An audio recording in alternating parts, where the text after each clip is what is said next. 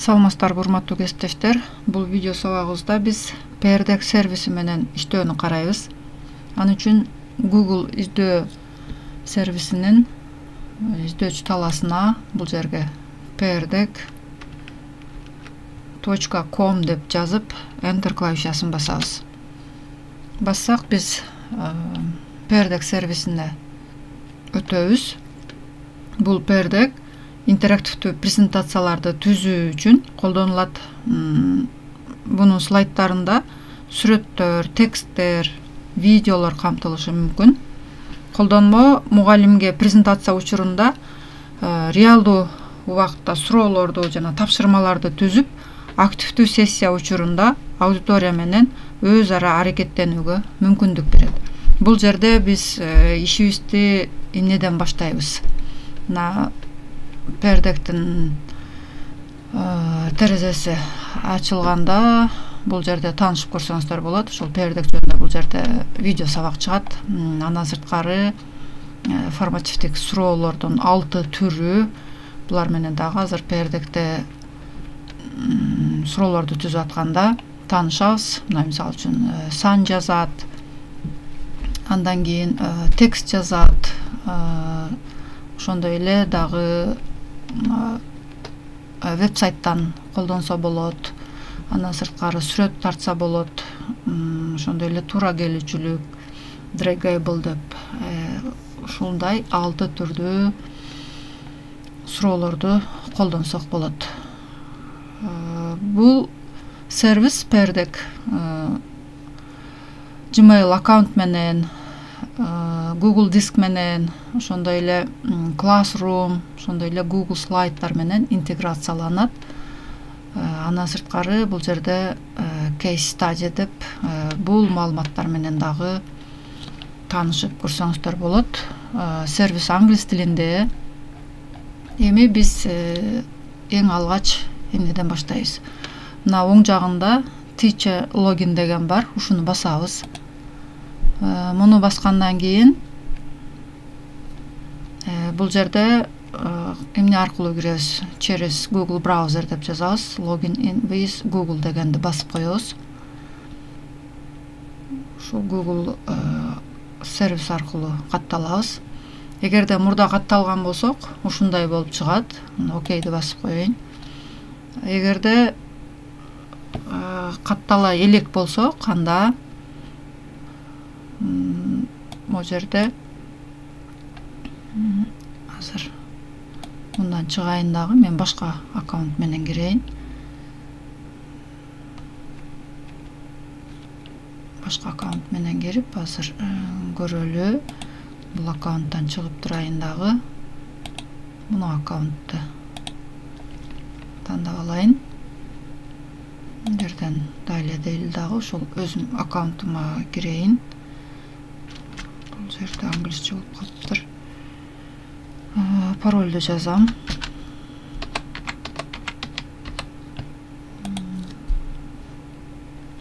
Паролду жазгандан кийин эми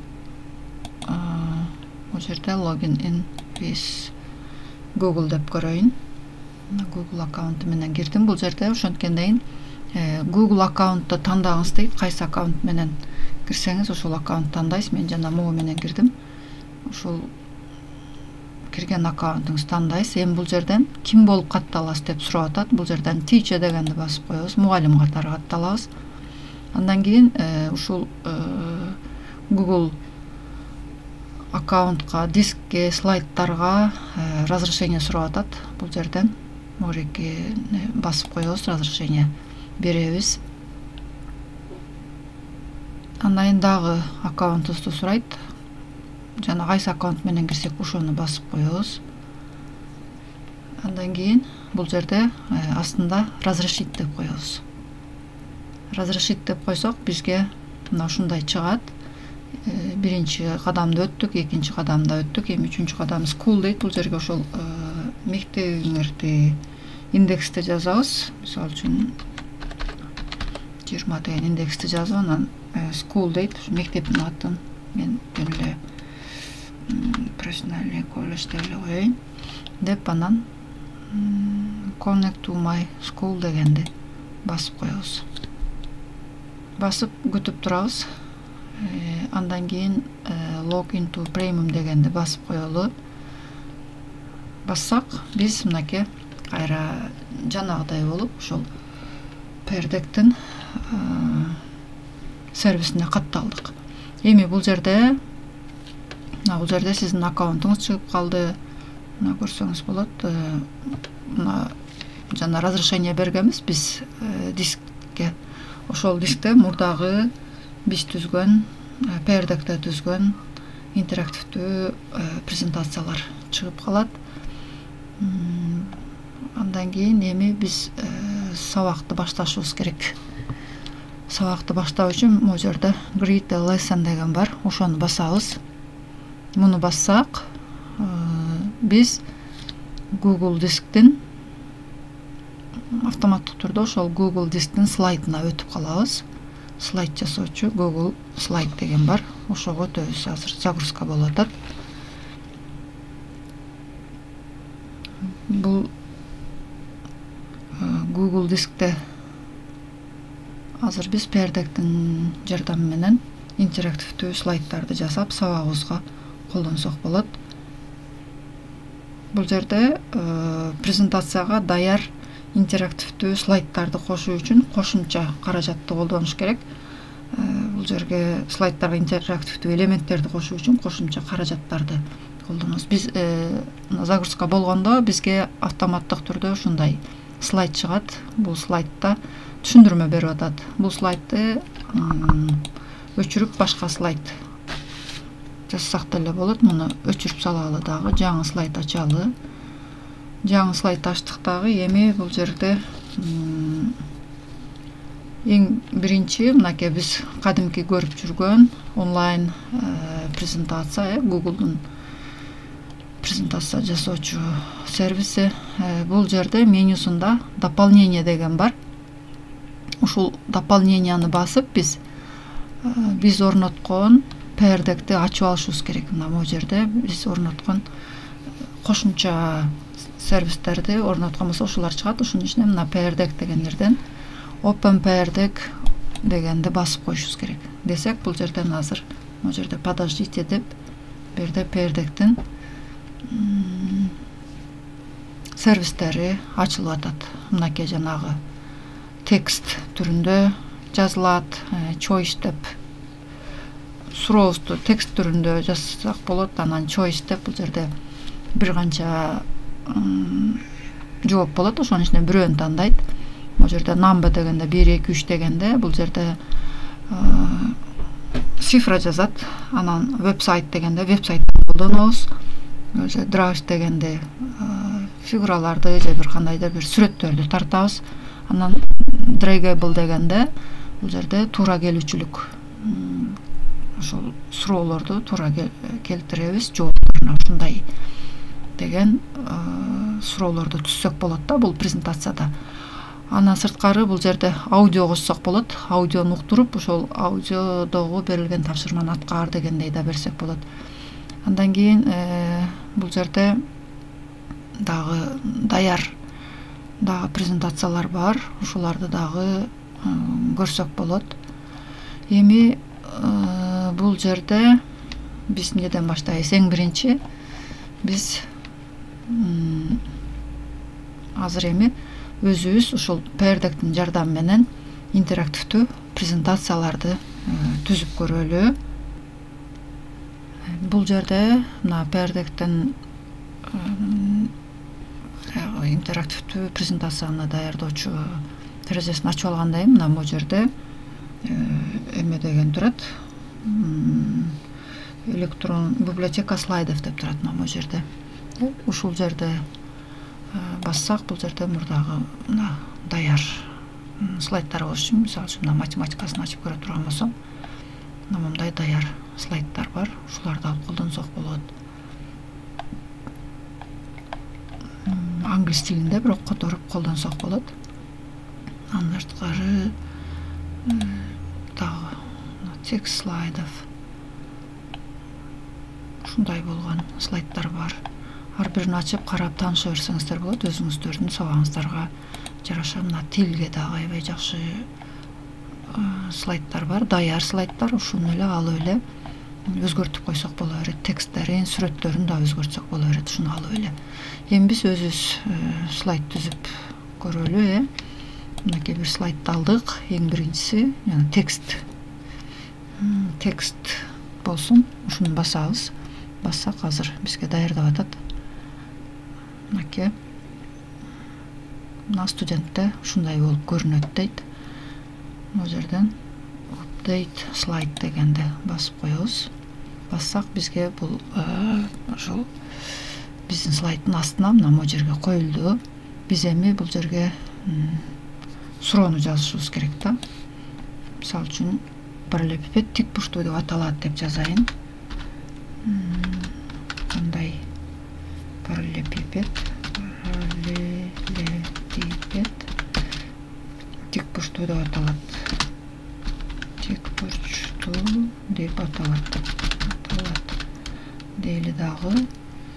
Анан буга студенттер ошол эрежесин жазат да. Ошон үчүн текст дегенди тандадык. Мына кандай параллелепипед тик бурчтуу деп аталат. Бул жерге кадимки эле слайдты жасап жүргөндөй эле сүрөт кошсоңуздар болот. Эми кийинки слайдга өтөлү.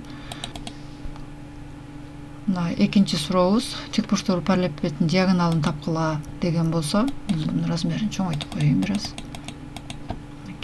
Мындай деп диагоналын тапкыла деп аткан болсо, экинчи суроосу бул кандай choice дейт, тест болсун. Мунун ичинде 3 же болсо 4 туура жооп бар. Ошонун ичинен бирөөсү туура болуш керек. Next time. Анан бул жерге жоопторду жазам. 16, 36, 6, анан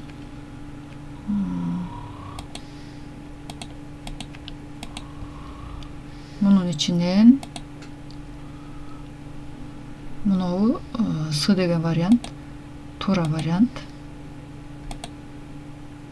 Анан дагы бир эме кошуш үчүн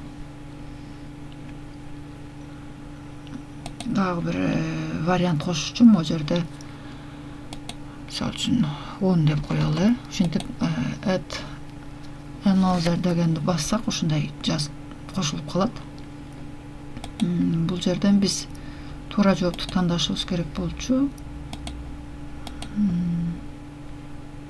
Туура жооп мынакей бирөөнү боелуп калат. Ошону тандап коебуз дагы. Анан add white slice дегенди басып коебуз. Бастык.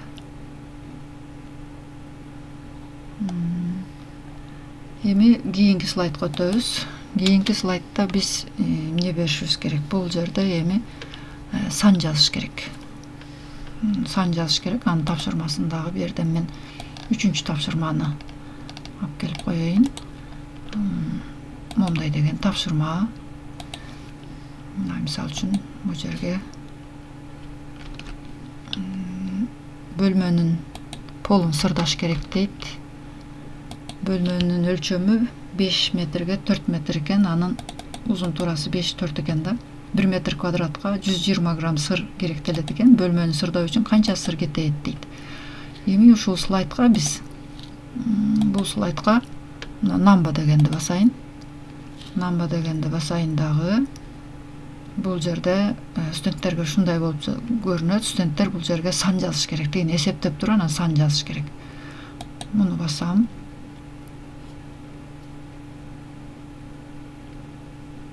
Болду, бул жерге сан жазат. Эми кийинки слайдга өтөм. Кийинки слайдга өтөмүн дагы. Эми туура пирамиданы чийгиле деп коеюн. Туура пирамиданы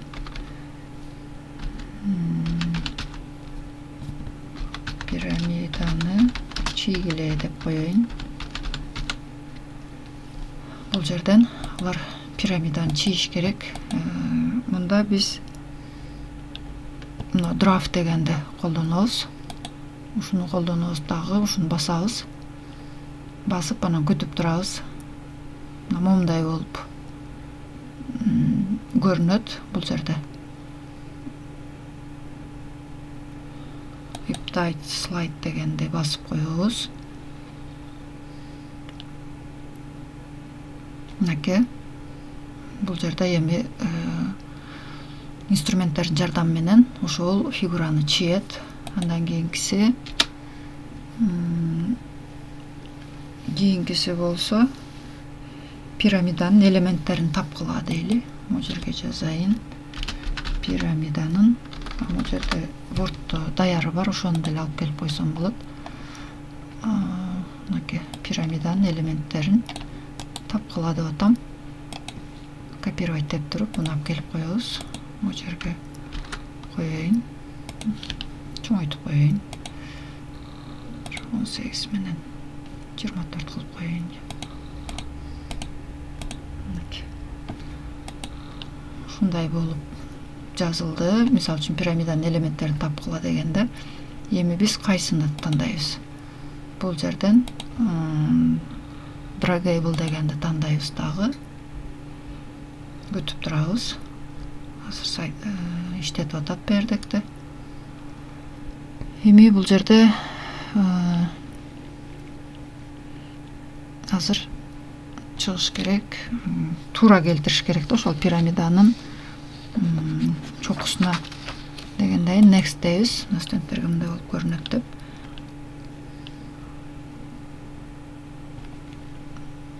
Азыр биринчи эмени желекти көк кызыл менен желекти коеюн, чокусуна желекти коюш керек биринчи. Андан add деп туруп дагы кошобуз. Кийинкиси болсо бул эми каптал крандары 3 бурчтук болсун. Момундай 3 бурчтук болсун. Муну мындай көк кылып тандап коеюн түстү бу жерден. Дагы кошом. Эми каптал кырларын көрсөтүш керек. Каптал кырлары деле 3 бурчтук болсун. Бирок сары болсун. Анан 3 бурчтуктун формасы мындай 3 бурчтук болсун. Анан дагы бирөөнү кошом. Негизи дегенге мунун ичинен сан тандап койсом болот. Же дагы эмне бар экен? Сан тандап кое берейин. 5 дегенди басайын дагы.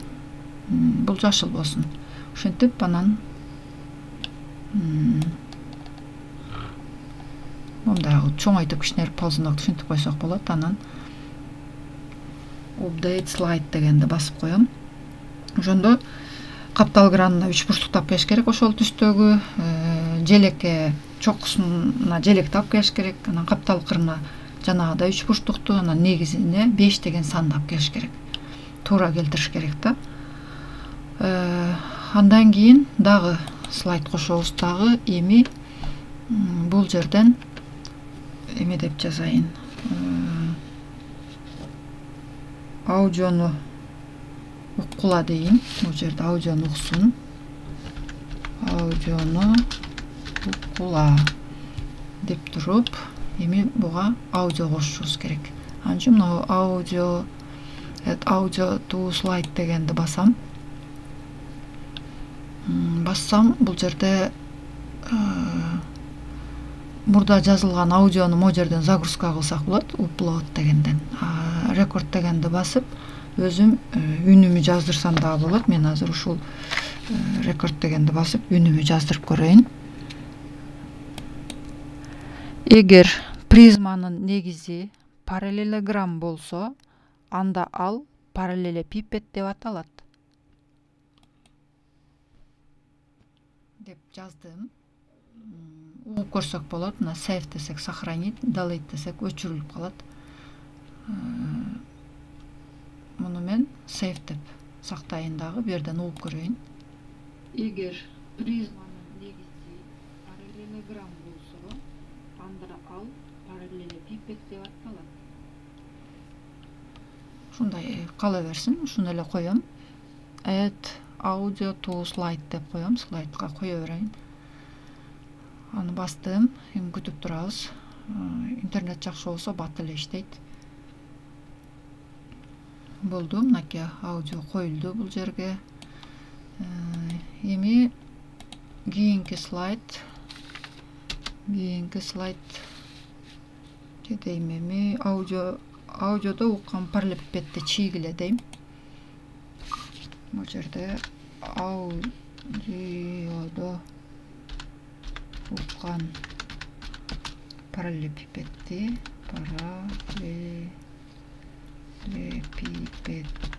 чийгиле дейм. Бул жерде ошол уккан параллелепипедин чийиш керек. Анда биз кайсыны тандайбыз? Бул жерден драйв дегенди тандап коебуз. Ошол параллелепипедди чийиш керек булар. Ушинтип тандасаңыз болот. Азыр күтүп турабыз. Мынакей. Мына астына чыгып калат бул жерге. Эми акыркы слайдыбыз. Муну болсо эми тапшырма берем. Бул жерде бар. Бул видеону көрүп, өзүңөрдө болгон материалдар менен деген тапшырма бар. Бул жерге коеюн муну. Муну чоңойтуп коеюн.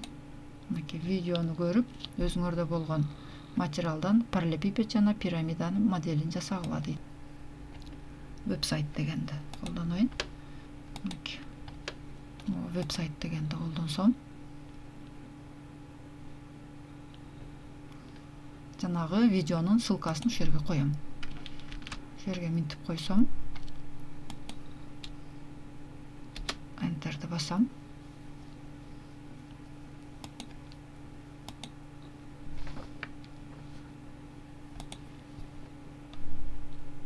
Андан кийин көк командасын басып койсом, бул жерде ссылка азыр коюлат. Мынакей видеонун ссылкасы коюлду. Бүттүк биз ушинтип бул жердеги болгон баардык суроолордун түрлөрүн колдонуп бүттүк. Эми бул жерде жасап бүткөндөн кийин бул жерде оң жагында 3 сызык бар. Ушуну басып настройкасын карап коюшубуз керек. Бул жерде жаңы пердектин эмелерин ачсак болот, көрсөк. Бул жерде ушул биз жасаган слайдыбызды публикация кылып койсок болот. Анан мына жерде күлүш турган жерде мореки өчүк турган болсо, анда биздин студенттердин баягы өзүнүн аккаунту менен кирбей, аватаркалардын сүрөттөрү менен ошолордун аттары менен чыгып калат да. Ошон үчүн бул жака күйгүзүп жандырып коюшубуз керек. Ушундай болуп туруш керек бул. Андан кийин эми бул ушуну жандырып коюшубуз керек дагы. Анан бул жерден эми дагы эмне бар? Болду. Бул жерде Start Lesson деген бар. Эми стартты басабыз. Эми Start Lesson деп бассак, бизге мындай 2 режим чыгат. Биринчи режиминде студент өз алдынча иштейт. Как тапшырма катары жөнөтөсүз бул слайддарды. Ал эми мореки экинчисинде болсо, сиз студенттер менен кадимки онлайн сабак өтүп атканда мындай живой иштейсиз, одновременно студенттер менен реалдуу баягы сабак өткөндөгүдөй эле иштей бересиз да. Мында сиздин катышууңузсуз эле өз алдынча аткара берет эгерде муну тандап койсоңуз. Биз азыр моуну тандайлы. Муну тандасак, мынакей азыр ачылып атат уже. Биздин түзгөн интерактивдүү презентациябыз ачылып атат. Загрузка болуп атат. Эми ошону азыр биз мынакей мореки join pd.com деген сайт, бул болсо ошол сиздин презентацияңыздын коду. Биз студенттерге таркатыш үчүн ушуну берсек да болот. Андан сырткары могу жерде эмеси бар, ссылкасы бар. Ушул ссылка аркылуу дагы таркатсак болот. Мисалы үчүн мына give students a link дегенди бассам, копировка болду. Эми ушуну мен мессенджерлерге жөнөтсөм болот. Азыр мен мындай кылайын дагы. Мына жактан башка бир эме менен кирейин дагы. Бул жакта мен студент катары, бул жерде мугалим катары көрүп турсам болот. Мындай алып коеюн дагы бул жерге.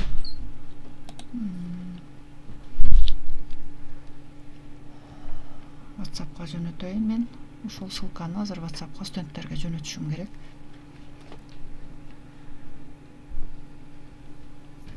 Интернет слабый болуп атат бир аз. Бул жерде менде бир группа бар, ошого салып туруп муну мындай басып, энтерди басып коеюн. Ссылканы жөнөттүм. Ссылканы жөнөткөндөн кийин студент ошол ссылканы басып кирет. Мынакей. Бул сол жагындагы мен как студент катары кирип атам. Бул жерден сурап атат, настроениеси кандай деп. Жакшы десем, бул жерде мынакей суроо чыкты студентке. Бул жактан мына бир студент кирди деп бул жерде анан бул жерде мен start class деп бассам, бул жерде мынакей answer questions деп турат. Ошол суроого жооп жазыш керек эми студент. Дейт дагы бул жерге курсорду коюп, кандай параллелепипед тик бурчтуу деп аталат дейт. Бул жерге жообун жазам. Негизи тик бурчтук болгон. Негизи тик бурчтук болгон тик параллелепипед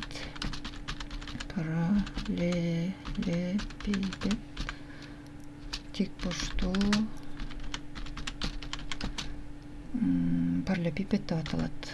Параллелепипед деп аталат деп жаздым. Анан show questions деп коем. Эгерде дагы кошо турган болсом, жооптан да мына плюс деген жер, ошону бассам да болот.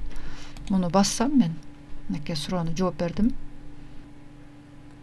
Мына могу жердеги слайд дегенди бассам, ал студенттин мага келген жообу көрүнүп турат. Мынакей бул жазды. Эми кийинки суроого өтөм.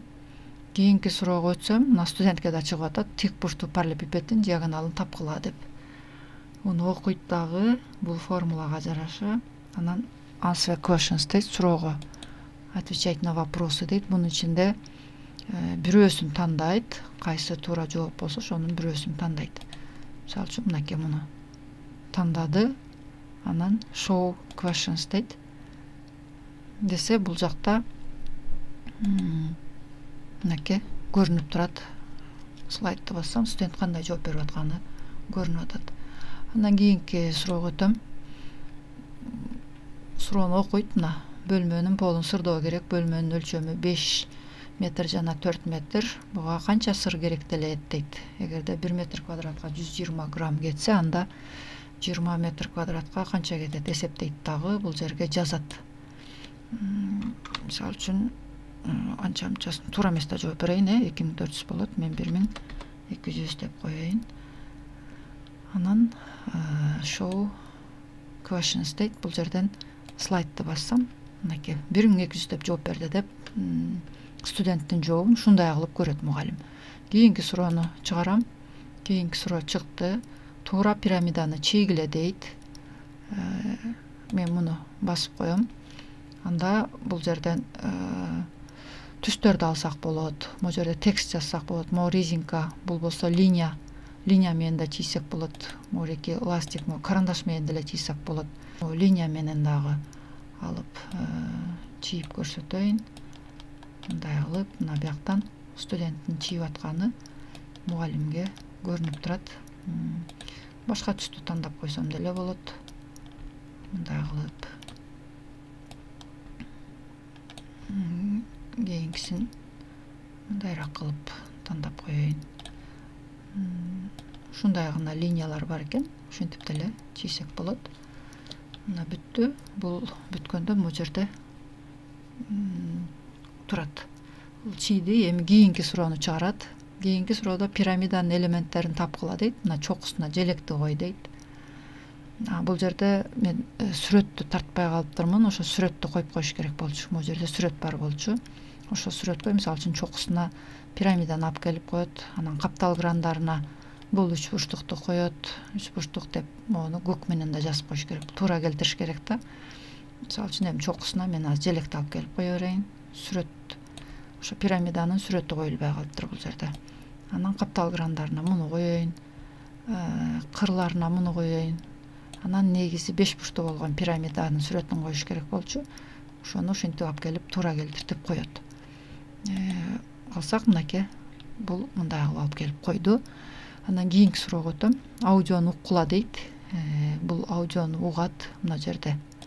Муну басып угат. Кийинки суроого өтөм. Аудиодо уккан параллелепипедди чийгиле дейт. Эми бул ошол параллелепипедди чиет. Мисалы үчүн мен ушундай кылып параллелепипедди чиет. Кийинки суроого өтөт эми. Кийинки видеону көрүп өзүңөрдө болгон материалдардан параллелепипед жана пирамиданын моделин жасагыла дейт. Ал могу жерде answer the questions дейт дагы. Могу видеону басат. Видеону басса бул жерден ссылка кетет дагы. Ошол видеону көрүп баштайт. Мынакей. Ушул үч бурчтук треугольный пирамида. Негизи үч бурчтук болгон. Ошону жасоонун жолун үйрөтөт. Ушуну көрүп анан бала фигураны жасайт. Демек ушинтип биз азыр студент катары жана мугалим катары кантип биз интерактивдүү презентацияны иштетебиз. Бул жерде бир нече балдар иштейт. Ошонун ар бирин көрүп турганга болот. Азыр мен бир эле студент болуп кирдим. Андан кийин end дегенди басып коет. Эми бул жерден бүттүк. Анан endти басабыз. Endти бассак, бул жерге атын коюп коюшубуз керек. Жанагы мен геометрия биринчи курс деп коеюн. Геометрия биринчи курс деп коеюн. Анан бул жерге save and session дегенди басып коем. Мына биздин өзүбүздүн жана главный страницабызга келип калдык. Пердектеги өзүбүз түзгөн бул жерден sessions дегенди карайм. Sessions дегенди карасам мынакей. Ошол биздин интерактивдүү слайддарыбыздын темалары 3 чекит бар. Ошол 3 чекитти басып export to spreadsheets дегенди бассак, ушул жерден Excel'га чыккан болот. Биздин студенттерден келген тапшырманын жыйынтыктары ушул жерде Excel таблицасына өтөт. Мына бул жерде биз жана жазбадыкпы? Ар кимис өзүнүн аккаунту менен кирсейин деп коюп койдук го Ползунокто. Ошон үчүн бул жерде мына Жаңыл Болотовна деген имейл почтасы мына мындай кылып тартып койсок болот. Ушинтип жыйынтыктарын алсак болот. Көңүл бурганыңыздарга рахмат. Баарыңыздарга ийгилик.